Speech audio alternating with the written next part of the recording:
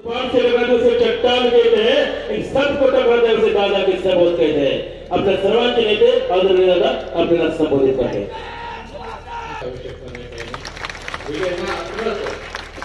परंतु इलेक्शन म्हटलं की प्रचार हा शेवटच्या क्षणातच करावा लागतो. की जसं आता सुरेशने सांगितलं की ते 10 पत्रिका आहेत की त्याच्यामध्ये फक्त एकच करा, जिथे कब्बजी मिळेल तिथे फक्त शिक्का मारा. बाकी इतकं हे तर सोपं दुसरं कुठलीही गोष्ट नाही. आज या ठिकाणी बघायच्यापासून बऱ्याच जणांची भाषणं ऐकली. त्या भाषणाचा थोडासा परामर्श घेणं सुद्धा माझं कर्तव्य आहे. आतून सांगितलं की माझी परमिशन घेऊन त्यांनी त्यांच्या काकावरती टीका केली.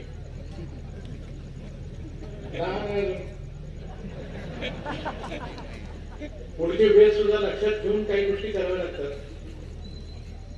मी आज याच्यामध्ये आज जवळजवळ 30-32 वर्षांनी आपण एका व्यासपीठावरती आलो. येण्याच्या मागचा उद्देश तोच होता. त्या घरामध्ये बरेच जण कर्तव्यकार आहेत माझ्यासकट, पण आता मुगल माझं ज्येष्ठ आहे म्हणून नाव गाळता उपयोगी नाही. आम्ही सगळेजण आमदार होण्याच्या लायकीचे आहोत. आणि आज आमच्यामध्ये बघितल्यानंतर माझं वय झालेलं आहे 77 वर्ष वय आहे आज माझं. सुरेश 66 वर्षाचा आहे. आमच्या इंग्रजीमध्ये जनसभेचं इलेक्शन जिंकू शकत नाही ही अवस्था नाही आहे ते सांगितलं. आज एकच मुद्दा बोललाय की तो आमदार होण्याच्या पात्रतेचा आहे.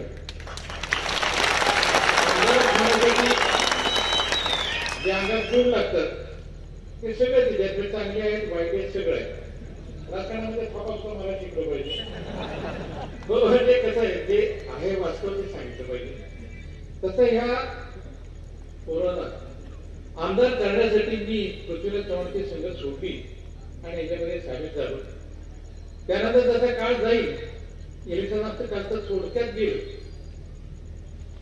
मी असं म्हणणार नाही की माझं जरासा ऐकलं असं आपण टिकलो असतो, परंतु शेवटी म्हणावं लागतं कसं आहे काही गोष्टी आम्ही तुमच्यापेक्षा जास्त पावसाळी काढलेला असत आणि माझ्यासारखा जास्त पावसाळी काढलेला बहुतेक या घरामध्ये आता कोणी नसेल. मगापासून सगळा उल्लेख ऐकला कारखाना काढता कसा काय काढता याचा साक्षीदार मी आहे. आज मी एकमेव साक्षीदार शिल्लक राहिलेला आहे. कारण 1955 साली कारखाना काढायला निघाल्यानंतर त्या ठिकाणी भाऊच्या बंगल्यात एक कामकाज चालायचं. आरती दादा कुलकर्णी हिशोब घ्यायचे. 11 करोड रुपयाचे हिशोब देताना माणसाच्या नाकात दम यायचा. 250 रुपयाचं जे बाळकृष्ण सूर्यवंशी ते प्रकरण करायचे. त्या सगळ्या गोष्टी बघितलेल्या आहेत. काल एक व्हिडिओ क्लिप बघायला मिळाली. वीरसारख्या सचिन माणसाबरोबर एका व्यक्तीचं भांडण झालं.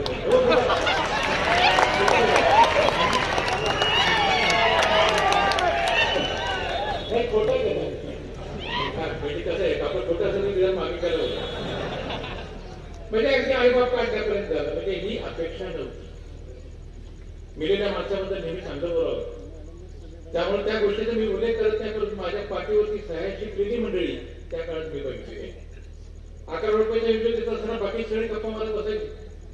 आणि त्यावेळा कारखानदारी हा विषय एवढा गंभीर होता की कारखाना निघेल का, तो चालेल का, बाकीचे प्रश्न विचारायचे की ऊस तोडल्यानंतर पाला आपण जळून टाकू, बागेचं काय करायचं.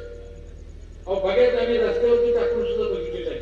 हे सगळं मी बारकाईने बघितले म्हणून म्हणतो की मी आज एकमेव साक्षीदार आहे त्या सगळ्या गोष्टीचा. लायसन्स कसं मिळालं, काय झालं या सगळ्या गोष्टी इतंभूत पाठ. आतापर्यंत सगळ्या जनसभा बघितल्या, सगळ्या कारखान्याचे हे बघितलं. माझ्या कालावधीमध्ये मी सगळं बघितलेलं. माझ्या कालावधीचा उल्लेख या ठिकाणी करण्यात काही अर्थ नाही, परंतु एकच फक्त गोष्टीचा उल्लेख करेल की सहकारी संस्था ह्या बँकांना व्याज देतात.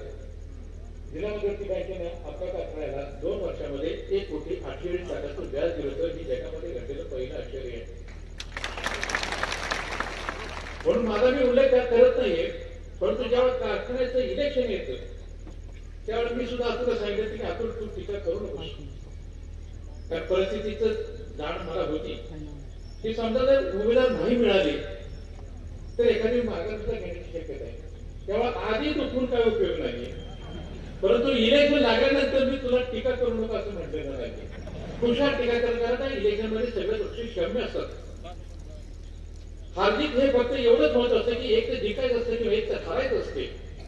म्हणून त्यासाठी काही करावं लागलं तर ते करायची तयारी पाहिजे. त्याची आता तुम्ही ठेवली नाही, अतिशय चांगली गोष्ट. 1910 चे इलेक्शन, 2010 चे इलेक्शन, हा एक कारखान्याला झालेला ऍक्सिडेंट होता. त्या ऍक्सिडेंट मधनं आता आपण थोडेसे सुधारत आहोत. काय थोडी बहुत दुखापत झाली असेल ते दुरुस्त करायचं काम चालू आहे. कारखान्याचं इलेक्शन लागल्यानंतर सुरेशच्या भाषणामध्ये मागाशी आलं की तुम्ही कारखान्याचं इलेक्शन का लढता. माझा मनुष्य भाऊच्या ताब्यात तयार झालेला, आपल्या ताब्यात तयार झालेला आहे. त्या दोघांचे विचार असे होते की इलेक्शन हे झालं पाहिजे. इलेक्शन झाल्यानंतर विचाराचं आदान प्रदान झालं पाहिजे. कोणत्या गोष्टीवरती तुम्ही इलेक्शन लढू शकता हे तुम्हाला लोकांना पटवून दिलं पाहिजे. नुसतं इलेक्शन झालं की उभं राहणं हे खरं नाहीये. त्याच्यामध्ये जनतेची दिशाभूल होण्याची शक्यता जास्त असते. या कारखान्यामध्ये ह्या गोष्टी वाईट चाललेल्या आहेत हे तुम्ही लोकांना पटवून दिलं पाहिजे आणि ते दुरुस्त करण्यासाठी मी इलेक्शन लढतो हे तुम्ही सांगितलं पाहिजे. पण आज तसं होताना काही दिसत नाही. त्यांचं सगळे जाहीरनामे वाचल्यानंतर पुन्हा डोकं फिरायची पाळी येते की त्याला हे खरं काय काय पण खोटं काय. 25% बोलत दिला, हे इतकं दिलं. आता मला मागच्या वेळी आतुरीच घोषणा केली की साखर फुकट. आता ह्याच्यावरती थोडासा वादविवाद होण्याची शक्यता आहे. अंकगणित बदलत जातात, सगळ्या गोष्टी शक्यता आहे. परंतु फुकट साखर दिली, शेवटी तुमचीच साखर आहे, पैसा तुमचाच आहे. त्यासाठी किती खर्च झाला हे काढण्याची काही गरज नाहीये. परंतु दिलं. आता स्वतः काय सांगितलं त्यांनी की मी साखर घरपोच करणार. चांगली गोष्ट आहे. होईल का नाही थोडासा अभ्यास करून गोष्टी करा. परंतु एवढं बोलल्यानंतर एक दुसरा म्हणता मी 7 किलो साखर देणार. तरी बरं झालं तिसऱ्याला समजलं नाही, नाहीतर तो म्हणणार तर मी चमच्याने साखर करावी. या सगळ्या गोष्टी ह्या राजकारणात तुम्ही आम्ही एवढं समजू शकलं पाहिजे की जर हा कारखाना आहे, या कारखान्याकडे एक उद्योगधंदा म्हणून बघितलं पाहिजे. हा उद्योगधंदा हा काही कुठल्या खाजगी माणसाचा नाहीये. त्यामुळे तो खाजगी करण्याचा प्रश्न येत नाही. जर आम्ही दिवे लावले तर माझं निश्चितपणे तो खाजगी होईल. म्हणजे आपण म्हणतो का नाही की तळ राखणार पाणी टाकतोस, पण ते गावासाठी जर वरतून खायला लागला तर अवघड आहे म्हणतो की ते 10 कमी झाले. आणि ज्या गोष्टी कसं माहितीये काय, थोडं विरोध म्हणा किंवा काही सत्यता म्हणा, असे काय काय कॅरेक्टर निर्माण झाले पाहिजे. मला सांगा की कारखान्याचा चेअरमन झाल्यानंतर तो एखादा गडी नेमतो कारखाना चालवण्यासाठी. कुठं एखादा मानसिक तांत्रिक येतो, तो सांगतो खाली नारळ ठेवा आणि त्याच्यावर बसा. घुबडं आणली जातात. आता आमच्या त्या पक्षाजवळ खाली जाताना तुम्ही माझं घर बघितलं असेल, ते लिंबून मिरच्याचं इतकंच भेटतं, अजून सुद्धा भेटते. म्हणजे त्यांनी काय होतं काही कळायला मार्ग नाही. परंतु ह्या अशा गोष्टी त्या कारखान्याच्या इतिहासामध्ये घडतात. इलेक्ट्रिक उद्योगाची गोष्ट दुसरी गोष्टी नाही. आता काही कारखाने ह्याचा आदर्श सुद्धा घेतील की त्याला नारळावर बसून बघूया काय होते, काय होते ते बघूया, घुमड आणून बघूया. फोन करून कारखान्याच्या चेअरमनच्या केबिन मधून धूर कधी बाहेर आलेलं बघितलं. हे आतापर्यंत कोणीही सिगारेट ओढणारा मनुष्य भेटला नाही. त्याच्या एखाद्या धूर आलाच हवाय. परंतु काय त्याने आवाज होता, परंतु तिथं जो धूर बाहेर काढला काही नाही. असे कर्तृत्ववान मंडळी सुद्धा पाहिजेच आपल्या समाजामध्ये. कसं आहे की अशा काही गोष्टी घडल्या ना की मनुष्य पुन्हा सांगतो. जसं आपल्याला ठेच लागल्यानंतर त्या रक्तबंबाळ होत होतं की पुन्हा म्हणतो की सारा पुन्हा ठेच लागता उपयोगी नाही, तसं आजचं कॅरेक्टर पुन्हा आणता उपयोगी नाही ते सुद्धा आपण ठरवलं पाहिजे. बऱ्याच गोष्टी झाला. मग सांगितलं की ते युती वगैरे ते आता विषय संपले जायचे. युती करणारे सुद्धा कंटाळून गेले. तर म्हणजे मी सुद्धा त्यांना चॅलेंज दिला होता की तुम्ही सुद्धा कारखाना काढायचा प्रयत्न केला होता. पोचायच्या माळावरती शिवदर्शन सहकारी साखर कारखाना, त्या कारखान्याचं काय झालं? लोकांचा भाग वाढवून तुम्ही परत केलं का? काही नाही. नुसतं सांगितलं की इलेक्ट झालं पाहिजे, त्याशिवाय त्यांचं राजकारण चालत नाही. पुष्कळच्या इतिहासात म्हणजे पुष्कळच्या कारखान्याच्या इतिहासामध्ये हे सारखंच असं तंत्र घडणंही योग्य नाही. कोणत्याही संस्थेला म्हणजे सुरेश म्हटल्याप्रमाणे किमान 10 वर्ष त्याला प्रामाणिकपणे मन लावून काम करायला आलं पाहिजे, असं स्वसंचालित मंडळ पाहिजे. मी सातत्याने सुरेशला सांगतो की आप्पासारखा सुदैवी मंडळ दुसरा कोण नाही. वरती मिनिस्टर भाऊ होते, आप्पा सांगायच्या गोष्टी ते मंजूर करून देत होती. आपा खाली नेटाने काम करत होते आणि काम करत असताना सुद्धा कामाची पावती सुद्धा माणसाला मिळाली पाहिजे. मी नेहमी सांगत असतो की पूर्वी या कारखान्यावरती म्हणजे आमच्या सोसायटीच्या गोडाऊनच्या उद्घाटनाचा चव्हाणसाहेब आले. पण आता चव्हाणसाहेब यायचे महिन्यानंतर बरोबर सगळ्यात मंत्री सुद्धा असायचे आणि आल्यानंतर कारखान्यावरती ज्या ज्या गोष्टी निर्माण झाल्या, मग तो संघ असो, मयूर असो, शाळा असो, बँक असो, सगळ्या गोष्टीला चव्हाणसाहेब हजर असायचे आणि चव्हाणसाहेबांचं भाषण ऐकणं हा दूध शर्करा योग म्हणतात ना, तसा योग आहे. 15 मिनिटं भाषण करणार, पण असं भाषण करणार की भाऊ 2.5-3 तास भाषण करायचं. भाऊचं 2.5-3 भाषण आणि चव्हाणसाहेबांचं 15 मिनिटाचं भाषण हे दोन्ही सारखे असेल. त्यात सांगायचं की जेव्हा तर बोलतोय तुम्ही या संबंध परिसरामध्ये ही जी विकासाची बेट तयार केलेली आहे, या बेटाचं विकेंद्रीकरण झालं पाहिजे.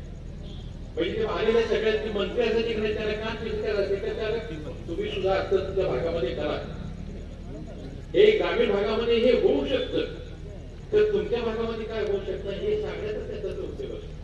म्हणजे केलेल्या कामाचं कौतुक करणं हे सुद्धा नेते मंडळींनी पाठवून थाप मारण्यासारखं असतं. म्हणून ते चव्हाण साहेबांची थाप ऐकण्यासाठी ते भाग्यस्वान मला लावले. आम्ही सगळ्या पक्षाला त्या म्हणतो. अनेक मंत्री यायचे, काही काही मंत्री सुद्धा शंकरराव चव्हाण सुद्धा आले. शंकरराव चव्हाण सांगितले की भाऊ तुम्ही मराठवाड्यात घ्या. आपण मी येऊन तिथे काय करणार आहे, तुमच्या अंगात धमक असेल तर तुम्ही करू दाखवा. या लोकांच्या अंगात धमक होती म्हणून ह्या सगळ्या गोष्टी निर्माण झाल्या या ठिकाणी. आणि आज आपण ती सगळी परिस्थिती आपल्याला भोगायला मिळते. म्हणून मगाची सगळी घोषणा देत होती, पोरगी कशाची जोरात देत होती की आज न उद्या माझा नंबर लागेल, आज न उद्या माझं लग्न होणार आहे, मला नोकरी लागलेली बघून मला पोरगी पण ते द्यायला तयार होईल. ही परिस्थिती निर्माण झालेली. आणि आपल्यासारखा जाणता मनुष्य होतं, खाली काम करायचा मनुष्य होतं. जरी भाऊ वर्ण मजूर करून देत होते तर खाली नेटाने काम करायचा मनुष्य तसं पहिल्यांदा 5 स्कीमा केल्या. तसं सुरेश सांगितले की कारखान्याच्या मार्फत 5 स्कीमा केल्या आणि जागतिक बँकेच्या मार्फत त्यांनी 11 का 12 स्कीमा केल्या, 16-17 स्कीमा करायचं केलेलं आहे. आणि जवळजवळ 72,000 क्षेत्र पोलिसांकडे आणलेलं आहे. ते पाच्यापर्यंत परवा आलेले त्यांना मी सांगितलं साहेब रात्री टेकर आला तुम्ही, दिवसा रात्र कुठे माडी उभारून बघितलं तुम्हाला फक्त हिरवगार आणि हिरवगारच दिसलं असतं. ही किमया फक्त या घडली. आपले ते दोष बघून काही सुधारले. आताच लोकांनी सेवा करायचं बंद करून परंतु एक आदर्श घालून दिला होता. त्या आदर्शाप्रमाणे आपण काम करत राहिलो आणि बऱ्याच गोष्टी म्हणतात ठिकाणी आपण सगळ्या माणसाला एक काय तर आमचा पुढची भविष्याची वेग म्हणतात, तसा वेग काढायला प्रयत्न म्हणतो की माणसं आता पैसा आपण देतोय, सगळ्या गोष्टींचा पैसा मिळतोय, अशा वेळी तो सुशिक्षित झाला पाहिजे. म्हणून तरी पुन्हा शाळाचं सुरक्षित. म्हणून मी नेहमी म्हणतो की आपण तुम्ही सहकार महर्षी म्हणून आता सहकार महर्षी ही त्याला दिलेली शिवी आहे. तुम्ही त्यांना शिक्षण महर्षी म्हणा. शिक्षणाचं काम केलं तर ते सुरू झाल्यानंतर आज मला सगळ्या बघा कॉलेज आहे, तिथं शेतकरी शिक्षण मंडळ आहे, आमच्या गावात एवढी मोठी शाळा आहे, ते घरात जाऊन बघा, वाटपानं बघा आणि ट्रस्टवर तिथे म्हणजे घरामध्ये लोक सांगतात की हाती ऍडमिशन मिळण्यासाठी पैसे आणि वजिराचं काम सगळं त्याला सांगितलं की ऍडमिशन पाहिजे कुठं एसएससीला पाहिजे का सीबीएसईला पाहिजे, म्हणजे कुठलं टाकायला त्याला पाहिजे ते द्या देतो म्हणतात. ही शिक्षणाची दारं उघडण्याचं काम त्या लोकांनी केलेलं आहे. आणि मागाशी जसं सुरेशने सांगितलं की सर्वात आपण जर सर्वात आयुष्याचं महत्वाचं काम जर कुठलं असेल तर कुठल्या इथं माझे जावई सुद्धा बसते. हे जावई सुद्धा कोविडचं बरं होऊन आलेले. आज म्हणतात चला तुम्ही आमच्या इथे लोकांचा रिस्पॉन्स कसा आहे बघा, कौतुक मंत्री म्हणून. आणि दुसरा जावई यांचा नुकतंच झालेला आहे, नागपूरहून आलेला आहे, बाबाच्या सभा कशा होतात ते बघायला. म्हणजे त्याला दोघं ते म्हणे आम्ही पुढं बसून ऐकतो, बाकीच्या सगळ्या लोकांना त्याला उभं राहून बसतो. म्हणतं मागणं व्यवस्थित ऐकतोय. ही कीर्ती इतकी बसवलेली आहे. आणि शेवटी कसं आहे की वैद्यकीय व्यवसाय हा सेवाभावी वृत्ती आहे त्याच्यामध्ये. असं की बघा तुम्ही आता सुट्टी दोघी सुरक्षित करत नाही, कारण जीव लावून तो त्या ठिकाणी काम करतो. माणसं मग टीका करतात भेटत नाही, अरे का भेटत नाही तर त्याला काम करते. आणि भेटायचं म्हटलं तर काम कसं होईल का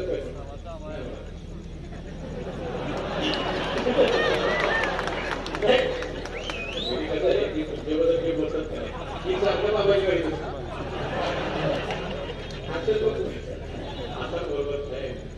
सांगायचा उद्देश असा आहे की माणसाला सुद्धा काम करायला एक शांतता लागते. बाबा म्हणजे सकाळी उठून कोमाटून मध्ये जातात आणि ऑपरेशन करायचं असते, मानसिक शांतता लागते. नाही तर बाहेर धकाधकी करायची आणि पुन्हा ऑपरेशन जायचं, काय होईल कुठला होईल. तर अशा पद्धतीनं ते वैद्यकीय सेवा देतात. मला सुद्धा सुरेश सांगितलं दादा काही झालं तर पटकन ऍक्टिव्ह होत करा, मला डेंगू झाला. आणि मग पहिल्यांदा आलं सुरेश बरोबर दादा म्हणा तुम्हाला त्रास करण्याची हिंमत कशी असायची. मला सुद्धा हाच प्रश्न पडला की म्हटलं माझ्यासारख्या माणसाला त्रास का करतो आणि त्याची ती सवय आहे, त्याचं ते ती आहे तो चावणारच, तर त्याच्यावर तू भाग करायला त्या ठिकाणी. दुसरे गुन्हा सांगते सुरेश तुम्ही आयसीयू मध्ये सगळ्या साक्षात सगळ्या बदल प्लेटलेट्स कमी होत चालले होते.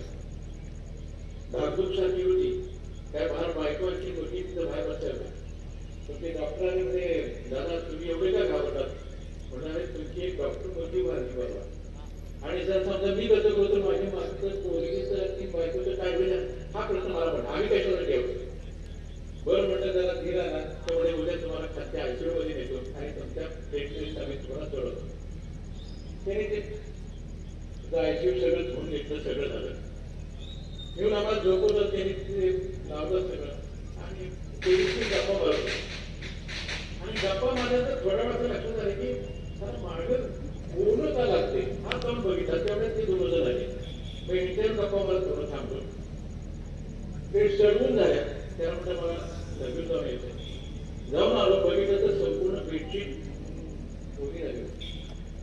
त्यांनी ते धुतलं का नाही त्याच्यामध्ये शिवणी जे असतं म्हणजे मागचं टेकायचं पुढं ते जरा खाटवतं आणि पाणी मारताना त्यात आत गेलं होतं. वर झोपल्यामुळे स्पंजमधलं पाणी व्हायला लागलं. तो म्हणला साहेब तुम्हाला रेग्युलर झाली का पाहिजे. अरे तर तुझ्या कामावरती होईल त्याचं म्हणा. त्यांनी बघितल्यानंतर पुन्हा मी ऍडमिट एकदा झालो, त्यावेळी इथे लागलो तो पण ऍडमिट झालो. बघितलं तर सगळं टकाटक नवीन, म्हणजे दवाखाना माहीत असताना कसा कामावा हे त्याच्याकडे शिकण्यासारखं. सुविधा द्यायचे ते इतक्या चांगल्या सुविधा द्यायचे की त्यांनी मला सगळं हॉस्पिटल दाखवत असताना त्यामुळे फक्त लीड औषध सोडून तुम्हाला सगळं दाखवलं, कारण ते तसं बनलेलं आहे, तुमचं जाणं बरोबर नाही. परंतु त्यांनी एक सांगितली गोष्ट की इथं जेवढा मुलगा आणि मोठी ऍडमिशन घ्यायला येतात तेव्हा मी सांगतो की सगळं परिसर बघून या, सगळ्या गोष्टी सगळ्या करून या. आणि ते मुलगा किंवा मुलगी जो असेल ते सांगतात की आम्हाला इथंच ऍडमिशन घ्यायचे, ज्याला गुणवत्ता म्हणतात ती गुणवत्ता राखण्याचा तिथे प्रयत्न केला. आता एवढ्या महाराष्ट्राचा माजी मुख्यमंत्री त्याला साधं ते वेणूच्या रुग्णालयाची व्यवस्था दुरुस्त करता येत नाही आणि माझं आघाडी धर्म पाळला पाहिजे, कशाला आघाडी धर्म पाळला पाहिजे, कारखान्यामध्ये मला गाडी करता आलं पाहिजे, असं काय होऊ शकत का. म्हणजे माझं नारळ पडल्यावर सांगितलं की भागी बोकड कापायचं नाही, तुला किती पाहिजे भाग, तुला किती पाहिजे, तुला किती पाहिजे हे जे वाटते ना तरी कोसळ्याचा भाग आला म्हणून म्हणता मला नकोस सांगितलं ते आणि ते जास्त बाहेर पडले. मला चांगली गोष्ट झाली. त्याने जर भाग घेतला असतं तर आमच्या रयत काय असतं डिपॉझिट केलं. अशी माणसं त्या कारखान्याच्या ह्याच्यामध्ये कायम अव्याजपणे धडपडत असतात. ते काही ते करून इथं बिघडलं पाहिजे, 10 तरी ते नको ते व्यक्ती आहे. अशा व्यक्तीला कळायला पाहिजे की मी कारखान्याचा चेअरमन आहे म्हटल्यानंतर त्यांनी चेअरमनची गाजवण्यासाठी गडी ठेवावा, त्याची ती दुर्वस्थेची गोष्ट कुठली नाही. महिलाच म्हणून ते उदाहरण देत नाही, परंतु त्यांनी ते केलं. आणि आज काय झालं सांगा, जवळजवळ त्या चौकी वाहतुकीचे जवळजवळ 105 कोटी ते व्याजासह देणं लागून केलेले आहे. उद्या त्या लोकांचं काय होणार मला सांगा. तुम्ही सुद्धा त्या लोकांचा वापर करण्यासाठी करून घेतला पाहिजे. त्यांची मीटिंग बोलावून सांगितलं होतं त्या लोकांना कामाला लावलं पाहिजे. तुमच्यावरती अन्याय झालाय आणि अन्याय दूर करण्यासाठी मी प्रयत्न करतोय ती जाणीव सुद्धा त्या लोकांना झाली पाहिजे. आज आपण ह्याला गेलो होतो तांबेडा, माझे सगळे लोक त्याच्यामध्ये सामील झाले. मी माझी भूमिका सुरुवातीला लोकांना सांगितलं की मी यावेळी सुरेश भोसलेंना पाठिंबा देणार आहे. आम्ही सगळ्या गावामध्ये आपण सगळ्या गोष्टीचं ह्याच्यामध्ये गावोगावी प्रचार करत असताना, सभा करत असताना माझे सगळे कार्यकर्ते अगदी A to Z फक्त एक सोडून एक सोडून बाकीचे सगळेजण या प्रवाहामध्ये सामील झाले आज सुद्धा आम्ही गेलो आमचा सर्जेवर शेट्टी वगैरे या सगळ्या गोष्टी भोसले वगैरे सगळी मंडळी होती. हे सगळी मंडळी याच्यात सामील व्हायला लागली. का व्हायला लागले? कारण हा कारखाना वाचला पाहिजे. तुमच्याकडेच असं एखादं म्हणत सगळं तुमच्याकडे काय करा असं नका, काय बिघडते? चांगलं चाललंय नव्हता, तुमचं नुकसान होत नाही नव्हता, मग असू दे ना, काय असं ते. मी सुद्धा टीका करत असताना काही गोष्टी मी सुद्धा तो ते पाळणं शिकवत आहे. 2005 आपण सुद्धा पॅनलमध्ये उभे होतो. आता पुण्यासारख्या ठिकाणी टेकल्यामुळं थोडंसं नाटक बघायचा शोक होता. इच्छा माझी पुरी करता माझे सगळे तोडपाड होते. तर ह्याच्यामध्ये ते वाक्य होतं, ते संगीत सोबत का कोणतं नाटक होतं, त्याच्यामध्ये ते वाक्य होतं की म्हातारा नाही तुका अवघे पाऊशी वैमा. मी इतका काय म्हातारा नाही, फक्त 75 वर्षाचं होईल. आज माझं 77 आहे. आता ती मला लागून ते करायचं. म्हणून मी म्हणे की आपण याच्यात आता निवृत्त झाले. कारण शेवटी जर शारीरिक क्षमता तुमची राहत असेल तर त्यात पद मिळवण्यासाठी धडपडण्यात काही अर्थ नाही. म्हणजे आता तुम्ही सगळे जर म्हणता पत्रकार बांधव वगैरे आपण तरी म्हणत, कारण आपलं त्या लोकांचं कधी पटतच नाही. आता ते म्हणले की अरे ह्या कुठल्याच पॅनलमध्ये घेतला नाही, सहकार्यामध्ये घेतला नाही, रेल्वेमध्ये घेतला नाही. मला न्यायालयात असं सांगावं लागलं की माझ्यासारखा मनुष्य पॅनल तयार करतो ते पण माझ्यासारखा मनुष्य पॅनल करतो, मी दुसऱ्याला निर्माण करतो. कारण एकदा इच्छा पुरी झाली. जसं मी म्हटलं मला की माझी इच्छा माझी पुढे हे नाटक माझं तोंडपाठ होतं, तसं ते सगळ्या गोष्टी करण्याचं हे माझे मन बांधलेलं आहे. अशा वेळी आपल्यामध्ये जर काही थोडंसं ताकद असेल, आसपास चालत असतील, विचार शाबूत असतील, तर निश्चितपणे पुढच्या पिढीला काहीतरी थोडंसं मार्गदर्शन केलं पाहिजे, पुढं कसं चालवलं पाहिजे हे सांगितलं पाहिजे. म्हणून हा सगळा सांगायचा प्रश्न. म्हणून मी आज माझ्या जावयाला सांगितलं, आलं तुम्ही आला चला म्हणून आमची सभा होतात माझं पेंड्रॉप सायलेन्स साठी बसलेले अगदी चाचणी पडली तरी तेव्हा आवाज येईल, तुमच्या चाचणीच बसले असतं. इतका विश्वास आम्ही या लोकांचं संपादन केलं. याच्यापेक्षा काही जास्त सांगावं त्याचा काही भाग नाही. अनेक गोष्टी सांगता येण्यासाठी असं म्हणतो शेवटी तिथं पोलीस दिसत ती वाट बघत असत, घराकडे बघते त्याच्यात सांगितलं चौकते केव्हा आणि बिना केसाचं जे निमित्त जात असते ते आता नाही पडलं. परंतु बघितलं सगळं वातावरण बघितलेलं आहे. त्यामुळे निश्चितपणे हे जो 2 पुढचे पॅनल आहेत ते डिपॉझिट राखतात आणि शंका. मी आतूनच ते सांगितले, आतून म्हणतो तुम्ही इंग्रजीवरती टीका करू नकोस, कारण अजून पॅनल जमते का नाही शंका. जमलं तर ठीक आहे, परंतु नाही जमलं तर त्याची इच्छा आहे की संस्थेला पाठिंबा द्यायचा. मग त्याला कड काढची म्हणजे इलेक्शनचा आधीच होतं. आता त्याने कड काढल्या कुठे काय टीका करायची करायचं मुले सुद्धा कुठेतरी सभा घेऊन काय करायचं तुझं काय म्हणत नाही. परंतु कसं आहे की आज कारखान्याचे इलेक्शन संपेल, उद्या आमदारकीचे येणार आणि त्या आमदारकीच्या ह्याला आपण सगळे एक असतो. विजयसिंह मोहिते पाटलाचं उदाहरण घ्या, शंकरराव मोहिते पाटलाचं उदाहरण घ्या, पवार साहेबांची फॅमिली घ्या, तुमची कदमांची फॅमिली घ्या. ही सगळीजण एक आहेत. सगळीजण शाणे आहेत असा काही भाग नाही, परंतु सगळेजण एक आहेत आणि एक असल्यामुळं त्यांचा प्रतिनिधी हा असेंब्लीमध्ये जाऊ शकतो. तसा आत्ताचा प्रतिनिधी हा या ठिकाणी गेला पाहिजे. कारण 84 सालापासून आम्हाला जे ग्रहण लागलेलं आहे, राजकीय ग्रहण, ते कुठेतरी संपावं या उद्देशाने अजून मी त्या गोष्टी सांगत. लहान आहेत ऐकून घेते फार बरं वाटतं. तसं नाही खरं आहे, नाही तर तुला काय करायचं वाटत.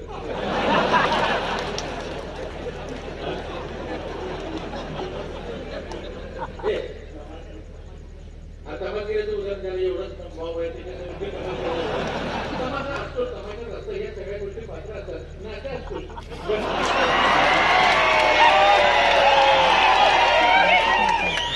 गणपत पाठल्याशिवाय समाजाला गणपत पाठला नाही एवढं. आता ते मी उदाहरण देतो की नेहमी माझ्या भाषणामध्ये उदाहरण असतं की माझा आदर्श कोण, माझा आदर्श ठीक आहे. मी बघा मी बटन करायला आला तर आज सुद्धा मी बटन मी तुला सोडला येताना बटन घेऊन आलो, पण बटन कापतो कसं ते मी बघतो. त्याचं त्या खात्याचं वैशिष्ट्य असतं बघा, ते बरोबर रक्ती सुद्धा साठून देत नाही, कातडं तुटू देत नाही. पाहिजे तो मग सीना असेल, कपूर असेल, वकील वगैरे सगळ्याचे जे प्रकार असतात ते सगळे व्यवस्थित काढून देतो. मी स्वतः मला आदरी कोणता चालत नाही ते माझं चालत नाही ते बाजूला काढून तेवढं देतो त्याचा सुद्धा आदर्श घेण्याचा ती सुद्धा कला आहे. तर ते म्हणतं हे खाटी काय तू खाटी म्हण नाही तर जातीवर तू म्हण ना आणखी काय म्हणायचे म्हण तर मी आहे तो आहे त्याच्यामध्ये काय फरक पडत नाही. जे सत्य आहे ते सत्याच्या बाजूला उभं राहणं माझं काम आहे. आयुष्यामध्ये जे मिळालं ते मी राबवून दाखवलं. त्याच्यामध्ये पुन्हा कोणीही माझ्याकडे असं बोल दाखवून म्हणत नाही की याने असं असं केले म्हणून त्याच्यापेक्षा दुसरं काय दाखवत नाही. सगळ्या गोष्टी केलेल्या आहेत.